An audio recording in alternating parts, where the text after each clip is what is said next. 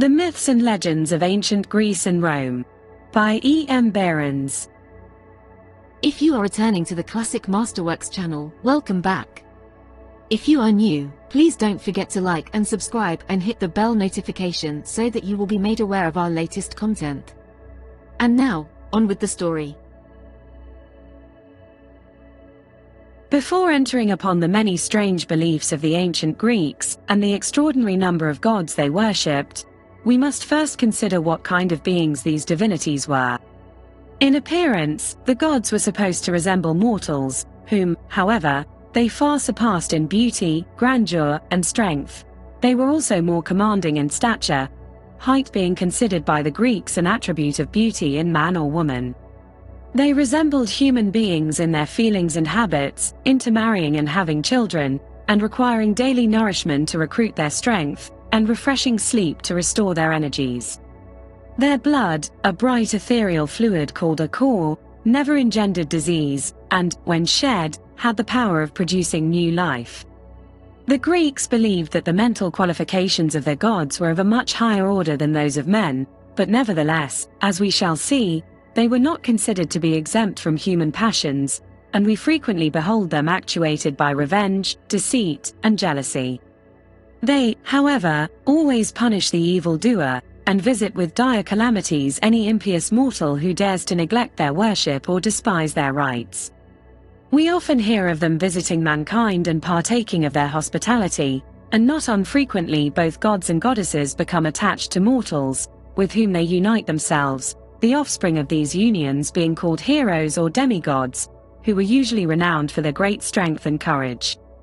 But although there were so many points of resemblance between gods and men, there remained the one great characteristic distinction, viz., that the gods enjoyed immortality. Still, they were not invulnerable, and we often hear of them being wounded, and suffering in consequence such exquisite torture that they have earnestly prayed to be deprived of their privilege of immortality. The gods knew no limitation of time or space, being able to transport themselves to incredible distances with the speed of thought. They possessed the power of rendering themselves invisible at will, and could assume the forms of men or animals as it suited their convenience.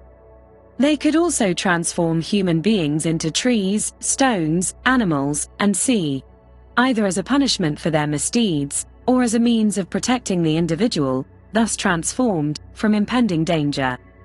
Their robes were like those worn by mortals, but were perfect in form and much finer in texture. Their weapons also resembled those used by mankind. We hear of spears, shields, helmets, bows and arrows, and sea, being employed by the gods.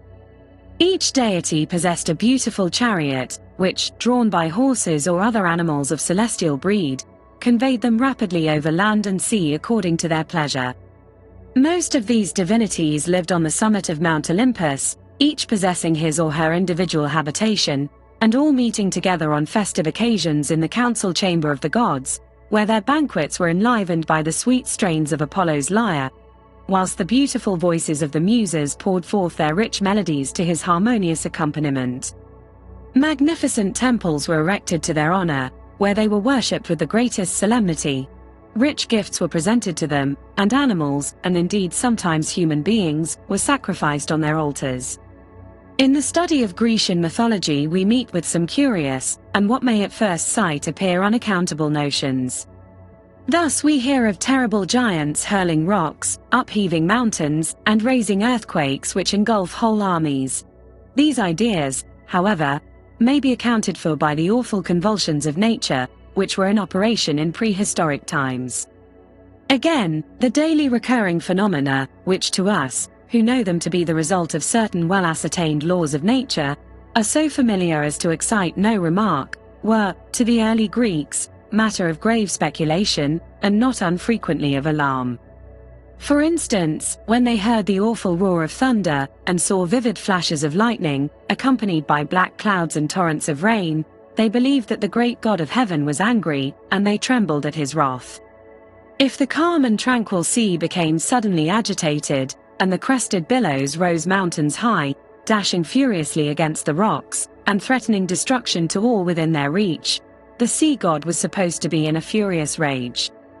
When they beheld the sky glowing with the hues of coming day, they thought that the goddess of the dawn, with rosy fingers, was drawing aside the dark veil of night, to allow her brother, the sun god, to enter upon his brilliant career.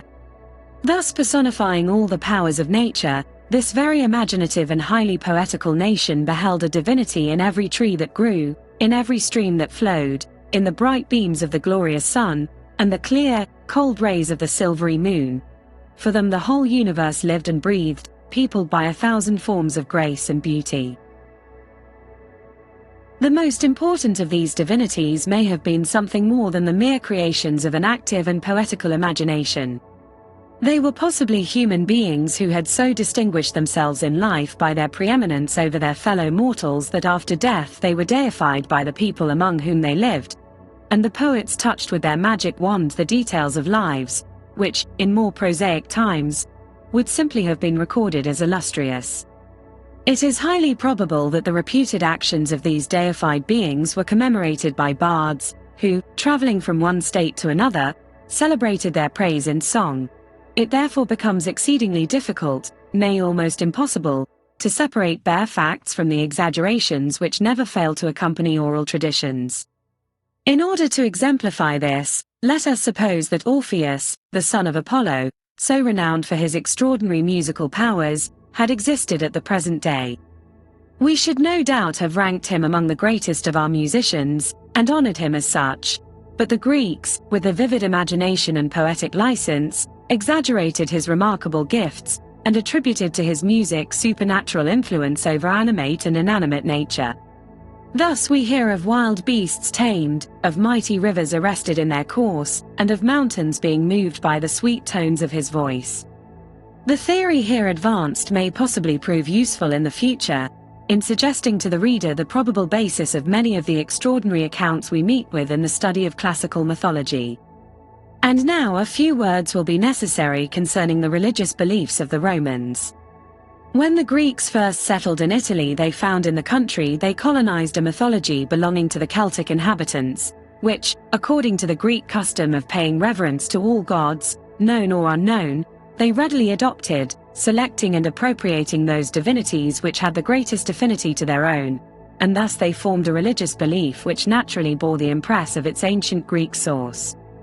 As the primitive Celts, however, were a less civilized people than the Greeks, their mythology was of a more barbarous character, and this circumstance, combined with the fact that the Romans were not gifted with the vivid imagination of their Greek neighbors, leaves its mark on the Roman mythology, which is far less fertile in fanciful conceits, and deficient in all those fairy-like stories and wonderfully poetic ideas which so strongly characterize that of the Greeks. Origin of the world. First dynasty. Uranus and Gaia, Coelus and Terra. The ancient Greeks had several different theories with regard to the origin of the world, but the generally accepted notion was that before this world came into existence, there was in its place a confused mass of shapeless elements called chaos.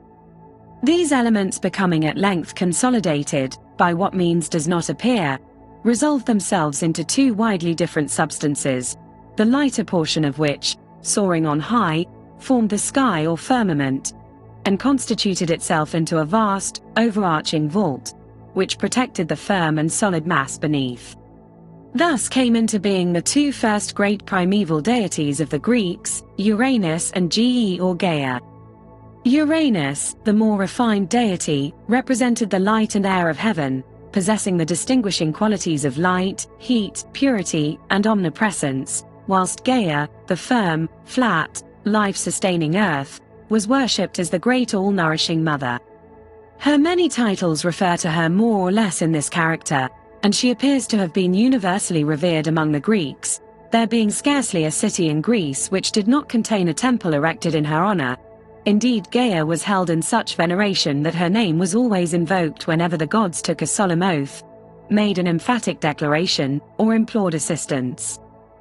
Uranus, the heaven, was believed to have united himself in marriage with Gaia, the earth, and a moment's reflection will show what a truly poetical, and also what a logical idea this was. For, taken in a figurative sense, this union actually does exist. The smiles of heaven produce the flowers of earth, whereas his long-continued frowns exercise so depressing an influence upon his loving partner that she no longer decks herself in bright and festive robes, but responds with ready sympathy to his melancholy mood.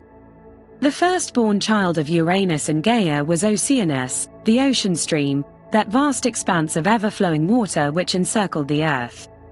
Here we meet with another logical though fanciful conclusion, which a very slight knowledge of the workings of nature proves to have been just and true. The ocean is formed from the rains which descend from heaven and the streams which flow from earth.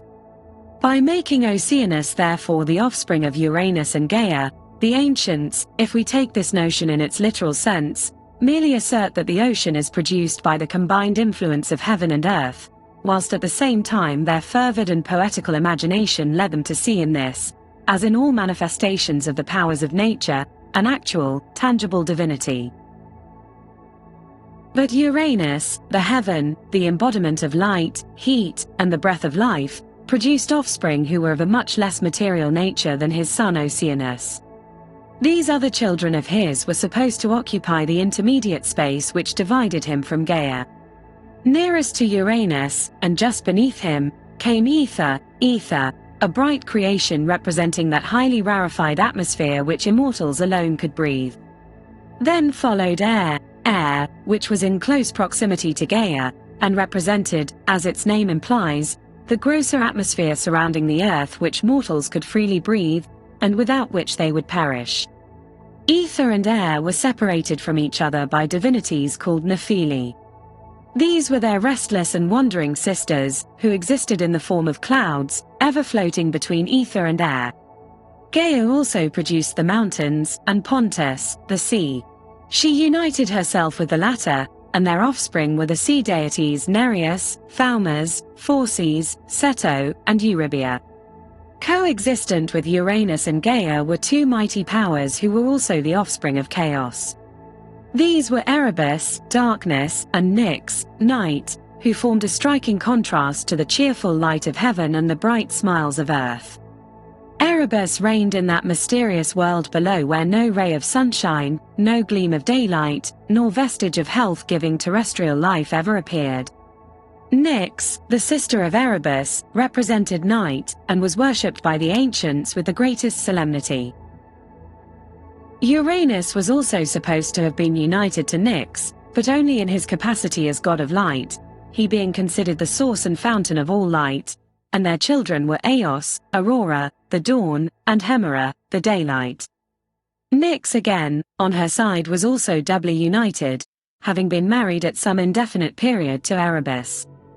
In addition to those children of heaven and earth already enumerated, Uranus and Gaia produced two distinctly different races of beings called giants and titans.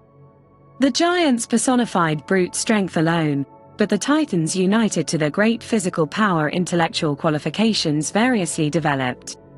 There were three giants, Briareus, Cottus, and Gyges, who each possessed 100 hands and 50 heads, and were known collectively by the name of the Hecatoon Chera, which signified hundred-handed. These mighty giants could shake the universe and produce earthquakes. It is therefore evident that they represented those active subterranean forces to which allusion has been made in the opening chapter. The Titans were 12 in number. Their names were Oceanus, Ceos, Creos, Hyperion, Iapetus, Cronus, Theia, Rhea, Themis, Mnemosyne, Phoebe, and Tethys. Now Uranus, the chaste light of heaven, the essence of all that is bright and pleasing, held in abhorrence his crude, rough, and turbulent offspring, the giants, and moreover feared that their great power might eventually prove hurtful to himself. He therefore hurled them into Tartarus, that portion of the lower world which served as the subterranean dungeon of the gods. In order to avenge the oppression of her children, the giants, Gaia instigated a conspiracy on the part of the Titans against Uranus, which was carried to a successful issue by her son Cronus. He wounded his father, and from the blood of the wound which fell upon the earth sprang a race of monstrous beings also called giants. Assisted by his brother Titans, Cronus succeeded in dethroning his father, who, enraged at his defeat, cursed his rebellious son, and foretold to him a similar fate. Cronus now became invested with supreme power, and assigned to his brothers offices of distinction, subordinate only to himself. Subsequently, however, when, secure of his position, he no longer needed their assistance, he basely repaid their former services with treachery, made war upon his brothers and faithful allies, and, assisted by the giants, completely defeated them, sending such as resisted his all-conquering arm down into the lowest depths of Tartarus. If you are returning to the Classic Masterworks channel, welcome back. If you are new, please don't forget to like and subscribe and hit the bell notification so that you will be made aware of our latest content.